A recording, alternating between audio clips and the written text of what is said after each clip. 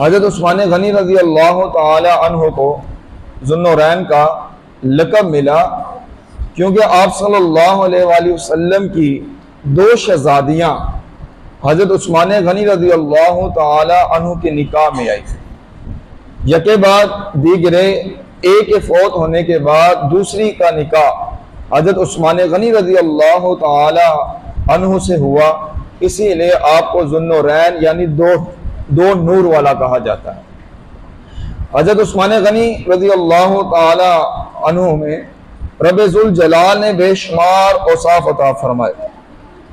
आप बहादुर, शुजात, मिलन निसार और आप सबसे बढ़कर आपका जो वसफ है वो पैकर हया है। और रब ज़ुल जलाल ने आपको फ़याज़ी अता फरमाई। आपको अल्लाह अज़्ज़ा वजल ने दौलत, शोहरत अता फरमाई। तो आपने वो जो दौलत है वो अल्लाह अज़्ज़ा वजल की मखलूक पर खर्च भी की। हज़रत उस्मान गनी रज़ी अल्लाह ताला अन्हु की सीरत पढ़ें तो बेशुमार ऐसे आपको वाक़े मिलेंगे जिसमें नबी पाक सल्लल्लाहु अलैहि वसल्लम की ज़बान मुबारक पर कलिमात अदा हुए और हज़रत उस्मान गनी रज़ी अल्लाह ताला अन्हु ने फिल फौर उस हुक्म को मुकम्मल कर दिया। नबी पाक सल्लल्लाहु अलैहि वसल्लम ने ख्वाहिश का इजहार किया और हज़रत उस्मान गनी रज़ी अल्लाह ताला अन्हु ने नबी पाक सल्लल्लाहु अलैहि वसल्लम की उस ख्वाहिश को तकमील तक पहुँचा दिया कि आप सल्लल्लाहु अलैहि वसल्लम की ज़बान पर वो कलिमात हरकत करते हैं, आपकी ज़बान, आपके होंठ मुबारक हरकत करते हैं। हज़रत उस्मान गनी रज़ी अल्लाह ताला अन्हु वो फरमान सुनते साथ ही उस पर अमल करने की कोशिश करते हैं। हज़रत उस्मान गनी रज़ी अल्लाह ताला अन्हु ने 82 साल 82 ईयर्स आपने उम्र पाई और इस उम्र के अंदर आपके जो दौरे खिलाफत है वो 12 साल तकरीबन आपका दौरे खिलाफत बनता है। जो आपने मुसलमानों के ऊपर हुक्मरानी की, हुकूमत की, अमीरुल मुमिनीन बने, खुलफाए राशिदीन में से आपका तीसरा नंबर है हज़रत उस्मान गनी रज़ी अल्लाह ताला अन्हु। खुलफाए राशिदीन 4 हैं, हज़रत अबू बकर सिद्दीक रज़ी अल्लाह ताला अन्हु, हज़रत उमर फारूक रज़ी अल्लाह ताला अन्हु, हज़रत उस्मान गनी रज़ी अल्लाह ताला अन्हु और हज़रत अलीउल मुर्तज़ा रज़ी अल्लाह ताला अन्हु। यह हमारे 4 खुलफाए राशिदीन हैं जिनकी हुकूमत 30 साल पर मुहित है और इन 30 सालों में 12 साल हज़रत उस्मान गनी रज़ी अल्लाह ताला अन्हु का दौरे खिलाफत है। हज़रत उमर फारूक रज़ी अल्लाह ताला अन्हु के बाद हज़रत उस्मान गनी रज़ी अल्लाह ताला अन्हु मुसलमानों के अमीर मुकर्रर हुए और आप शुरू से ही आपकी ये आदत मुबारका थी कि आप अपने जो ख़ानदान हैं उन पर खर्च किया करते थे। हज़रत उस्मान गनी रज़ी अल्लाह ताला अन्हु के बारे में है, नबी पाक सल्लल्लाहु अलैहि वसल्लम जब मदीना मुनव्वरा के अंदर मौजूद थे, मक्का से मदीना की तरफ हिजरत की, आप सल्लल्लाहु अलैहि वसल्लम एक दिन जन्नतुल बकी जिस जगह मौजूद है, आप सल्लल्लाहु अलैहि वसल्लम उस जगह का विजिट किया।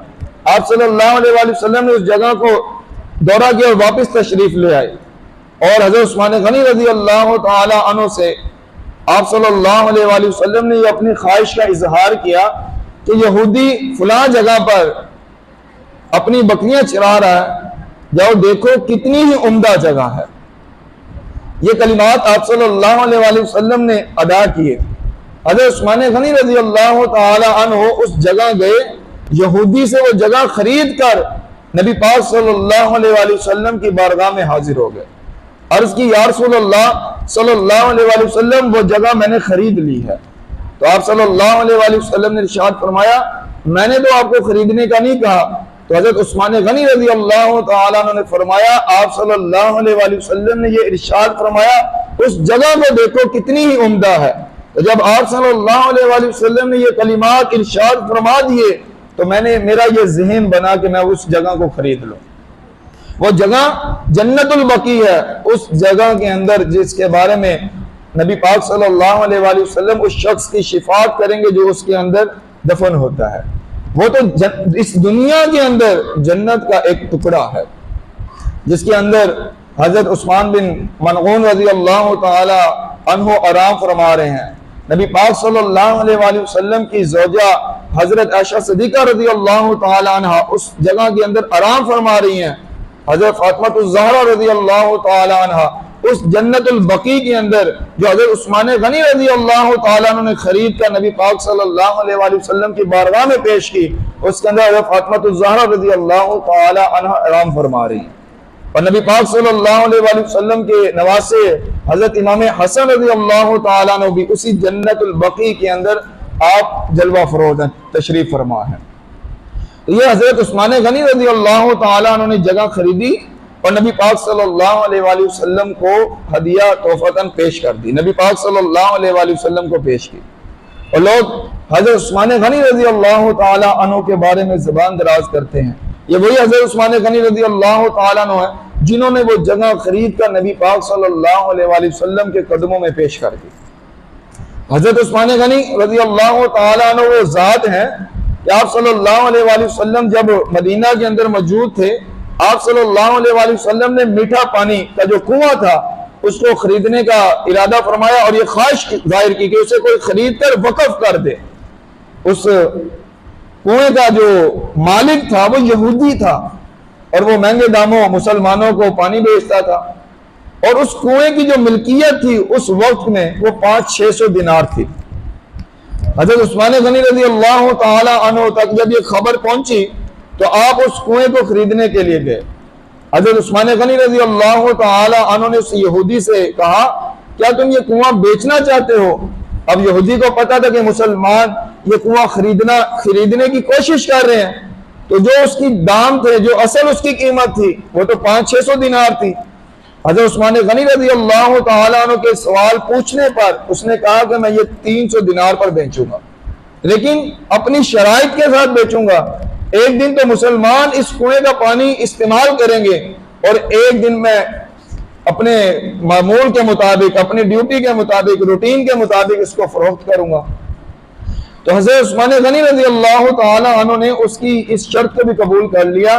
जो 500-600 दिनार जिसकी कुल कीमत थी उसको 3,000 दिनार के अंदर खरीदा, वो भी एक दिन के लिए, एक दिन मुसलमानों की मिल्कियत और एक दिन उस यहूदी की मिल्कियत में। और हज़रत उस्मान गनी रज़ियल्लाहु तआला अन्हु ने वो खरीदते साथ ही वक़्फ़ कर दिया, मुसलमानों के लिए ऐलान कर दिया। आपने फरमाया इससे जो भी चाहे, अपने हो या गैर हो, इस कुएं से जो भी खरीदना चाहे वो अल्लाह की रजा के लिए मैं इसको वक़्फ़ करता हूं, उनके लिए फी सबीलिल्लाह पानी है। आपने वो कुआं खरीद कर मुसलमानों के लिए वक़्फ़ कर दिया।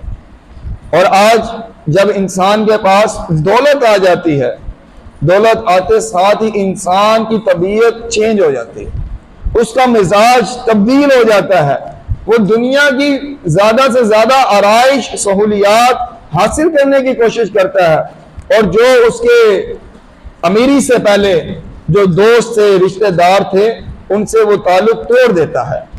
अमीरी के अंदर वो नए ताल्लुकात को कायम करता है और अपने वो जो गरीब खानदान था, दोस्त अहबाब थे, उनको छोड़ देता है। वो भूल जाता है कि इंसान को हुक्म क्या दिया था, वो सिर्फ अपने आराइश का इंतजाम करने की सोचता है। गुरूर और तकब्बुर आ जाता है उस इंसान के अंदर जिसके पास माल और दौलत आता है।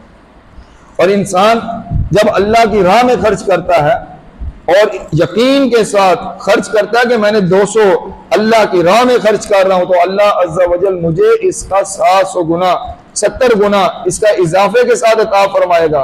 अल्लाह अज़्ज़ा वजल मुझे 200 खर्च करने पर दुगना अता करेगा। जब उस पर यकीन होता है तो अल्लाह अज़्ज़ा वजल उसके लिए गायबाना असबाब भी अता फरमा देता है।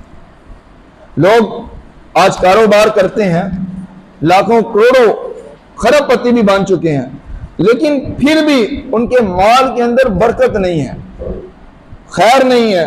वो इस वजह से कि दीन इस्लाम के अहकाम के मुताबिक तिजारत नहीं करते, अल्लाह की राह में खर्च नहीं करते।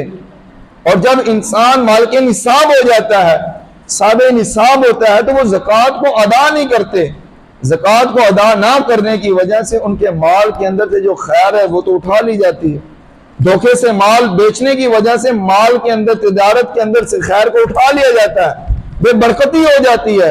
लेकिन सिर्फ इंसान की आज ये हिर्स है किसी ना किसी तरह वो अपना माल जमा से जमा करता जाए, अपना बैंक बैलेंस, अपना स्टेटस हाई से हाई करता जाए, लेकिन दीन इस्लाम के जो अकाम है उसको ना तो वो खुद सीखने की कोशिश करता है और ना ही उस पर अमल करने की कोशिश करता है। और जब इंसान को बताया जाए कि दीन इस्लाम के अहकामात इस तरह है, इस पर अमल करो, तो फिर उसकी तबीयत उन अहकामात पर अमल करने से बोझ महसूस करती है, सख्ती महसूस करती है कि दीन इस्लाम के अहकाम सख्त हैं। अगर इंसान पहले दिन ही के साथ वो दीन इस्लाम के अहकाम के मुताबिक अपनी तबीयत को ढालता है, अपनी तबीयत को शरीयत के मुताबिक करना है, ना कि शरीयत को अपनी तबीयत के मुताबिक करना है। और गरीब अमीर इसलिए नहीं होता कि वो अल्लाह अज़्ज़ा वजल से तिजारत नहीं करता। गरीब को चाहिए कि वो अल्लाह अज़्ज़ा वजल की राह में जितना अल्लाह अज़्ज़ा वजल ने उसको दिया है, जितनी उसके पास इस्तिताअत है, वो माल खर्च करे। हज़रत उस्मान गनी रज़ी अल्लाह तआला अन्हु फरमाते हैं, ग़ज़वा तबूक जब तंगी का दौर था, नबी पाक सल्लल्लाहु अलैहि वसल्लम ने सहाबा किराम अलैहिमुर रिज़वान में ऐलान फरमाया कि जो हस्बे इस्तिताअत है, कुव्वत है, उसके मुताबिक माल जमा करवाएं। नबी पाक सल्लल्लाहु अलैहि वसल्लम के फरमान पर हज़रत अबू बकर सिद्दीक रज़ी अल्लाह तआला अन्हु ने अपने पूरे घर का सामान इकट्ठा किया और रब्बे ज़ुल जलाल के हबीब नबी पाक सल्लल्लाहु अलैहि वसल्लम की बारगाह में पेश कर दिया। हज़रत उमर फारूक रज़ी अल्लाह तआला अन्हु, आपने सारा सामान इकट्ठा किया और सारे सामान के दो हिस्से किए, एक हिस्सा अपने अहलो अयाल के लिए छोड़ दिया और एक हिस्सा रब्बे ज़ुल जलाल के हबीब इमामुल अंबिया सल्लल्लाहु अलैहि वसल्लम की बारगाह में पेश कर दिया। और हज़रत उस्मान गनी रज़ी अल्लाह तआला अन्हु को नबी पाक सल्लल्लाहु अलैहि वसल्लम ने बेशुमार मौकों पर जन्नत की खुशखबरी अता फरमाई है। उनमें से एक मौका यह भी है कि ग़ज़वा तबूक के मौके पर जब आप सल्लल्लाहु अलैहि वसल्लम ने ऐलान फरमाया कि फौजियों के लिए सामान चाहिए, तो हज़रत उस्मान गनी रज़ी अल्लाह तआला अन्हु ने 100 घोड़े बमा फौजी नबी पाक सल्लल्लाहु अलैहि वसल्लम की बारगाह के अंदर पेश कर दिए। अब फौजी का जो सामान था उसका असला भी मौजूद है, उसकी खुराक भी, घोड़ा भी, ये तमाम चीजों समेत हज़रत उस्मान गनी रज़ी अल्लाह तआला अन्हु ने 100 घोड़े नबी पाक सल्लल्लाहु अलैहि वसल्लम की बारगाह में पेश किए। फिर आप सल्लल्लाहु अलैहि वसल्लम ने ऐलान फरमाया, फिर 100 घोड़े आप सल्लल्लाहु अलैहि वसल्लम की बारगाह में मजीद पेश कर दिए। फिर तीसरी मरतबा मजीद 100 घोड़े पेश किए, तो आप सल्लल्लाहु अलैहि वसल्लम ने जन्नत की खुशखबरी अता फरमाई। और मदीना की मस्जिद नबी सल्लल्लाहु अलैहि वसल्लम के लिए जब जगह खरीदनी थी, तो जगह खरीद कर वक़फ़ कर दी, तो उस वक्त भी आप सल्लल्लाहु अलैहि वसल्लम ने जन्नत की खुशखबरी अता फरमाई। और कुआं खरीद कर जब रब्बे ज़ुल जलाल की बारगाह में वक़फ़ किया, उस वक्त भी इमामुल अंबिया सल्लल्लाहु अलैहि वसल्लम ने जन्नत की खुशखबरी अता फरमाई। और एक मरतबा तो आप सल्लल्लाहु अलैहि वसल्लम बाग के अंदर मौजूद हैं, आप हजरत अबू मूसा अशरी रज़ी अल्लाह तआला अन्हु से फरमाया, आप कुएं की दीवार पर बैठ गए और फरमाया बाग का दरवाजा बंद कर दो और जो भी आए उससे पूछकर उसको इजाजत देना।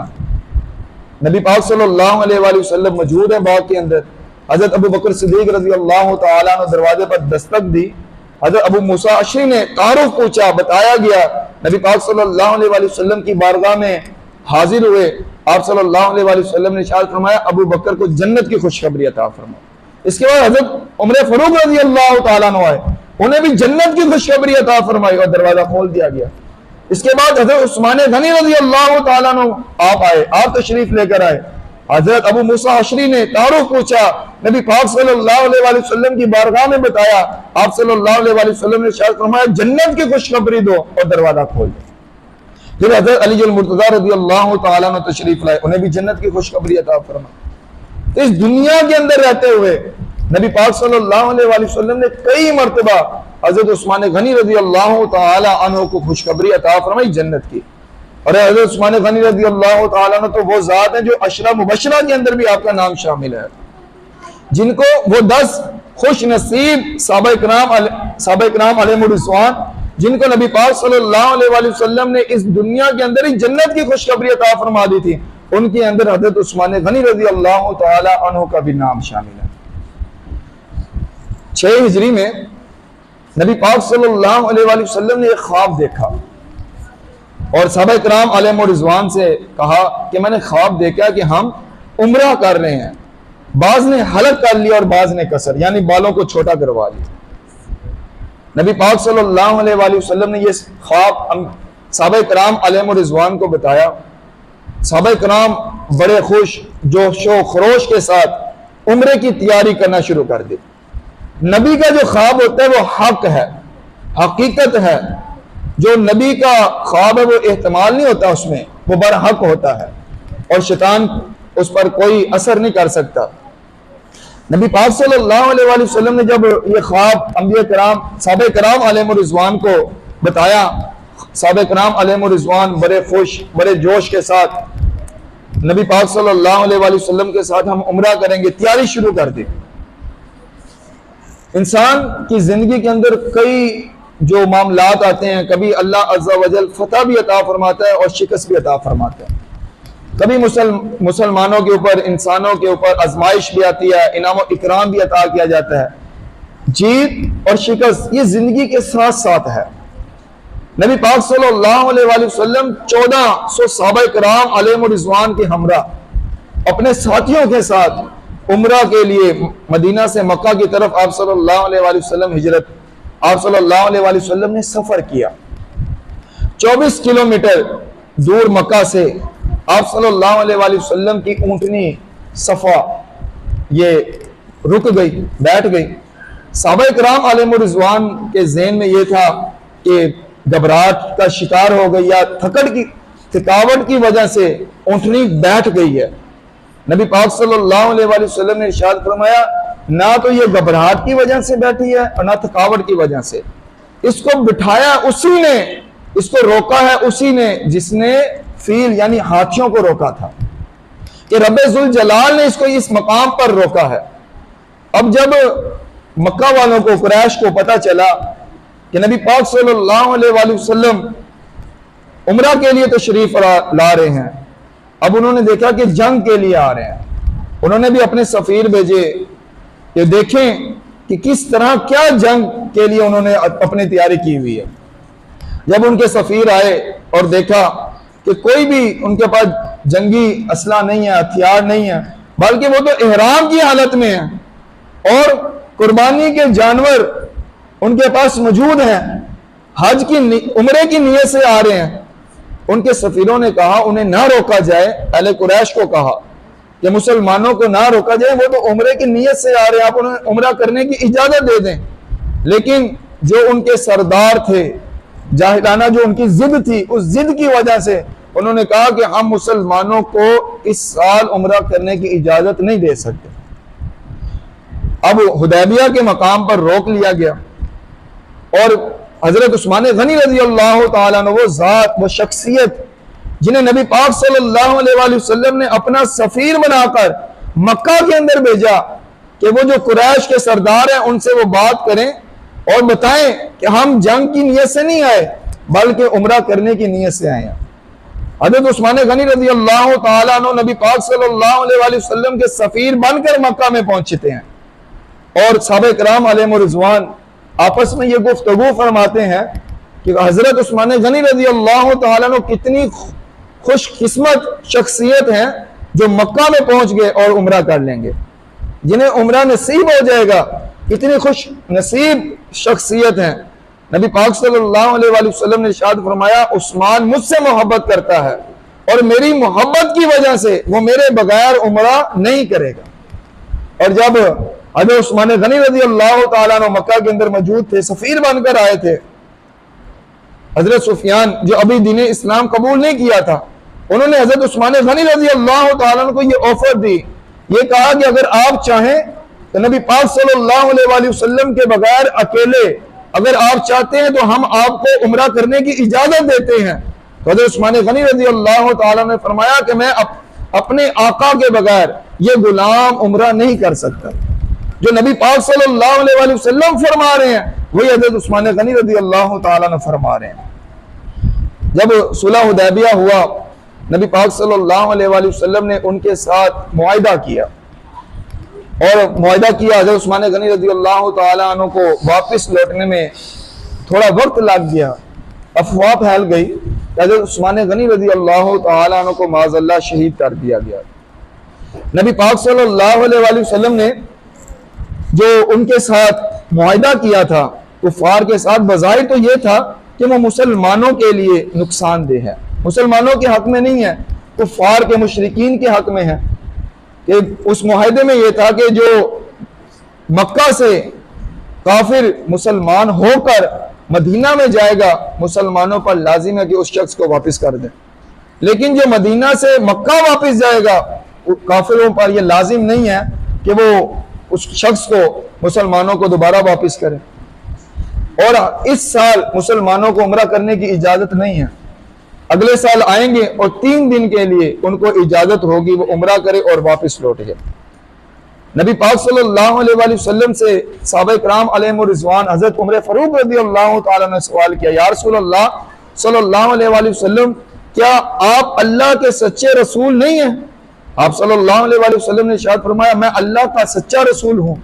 तो फिर आप सल्लल्लाहु अलैहि वसल्लम से फिर दूसरा सवाल किया, क्या मुसलमान हक पर हैं और जो कुफार हैं वो बातिल पर हैं? क्या इस तरह नहीं है? तो नबी पाक सल्लल्लाहु अलैहि वसल्लम ने इरशाद फरमाया, इसी तरह मुसलमान हक पर हैं और कुफार बातिल हैं।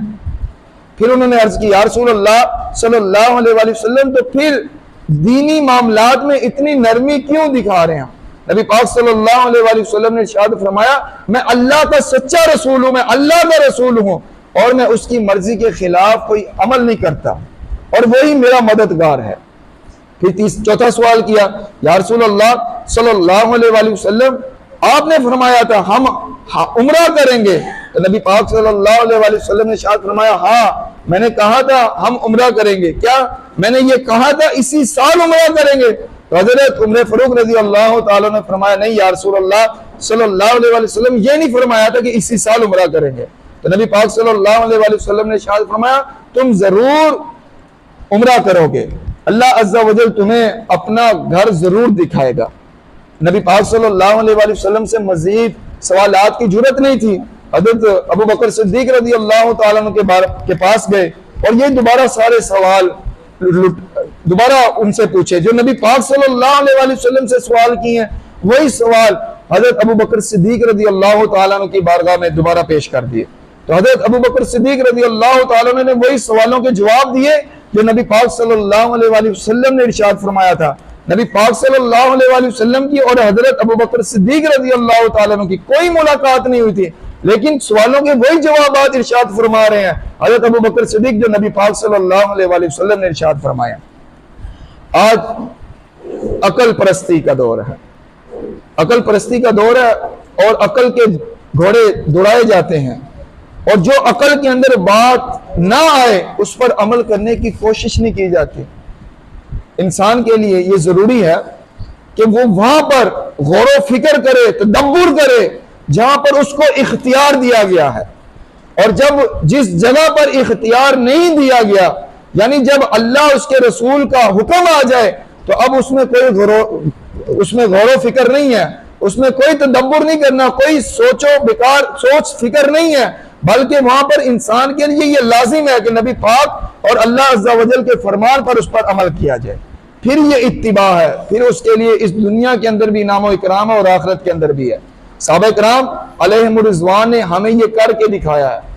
सहाबा किराम अलैहिम रिज़वान की जिंदगी हमारे लिए मशाले राह है कि हम अपनी जिंदगी के अंदर वो नकूश जो ढूंढने हैं, जो कामयाबी के लिए हमारे लिए नकूश है, वो सहाबा किराम अलैहिम रिज़वान की जिंदगी है। ये सहाबा किराम अलैहिम रिज़वान ने नबी पाक सल्लल्लाहु अलैहि वसल्लम के माल जान औलाद हर जरिए से बढ़कर नबी पाक सल्लल्लाहु अलैहि वसल्लम से मोहब्बत भी की है, इश्क भी की है, इताअत भी की है, इत्तिबा भी की है। हमारी जिंदगी के अंदर यह लाजिम है कि हम सहाबा किराम अलैहिम रिज़वान की सीरत का मुताला करें, फिर देखें कि नबी पाक सल्लल्लाहु अलैहि वसल्लम की किस तरह उन्होंने इत्तिबा की।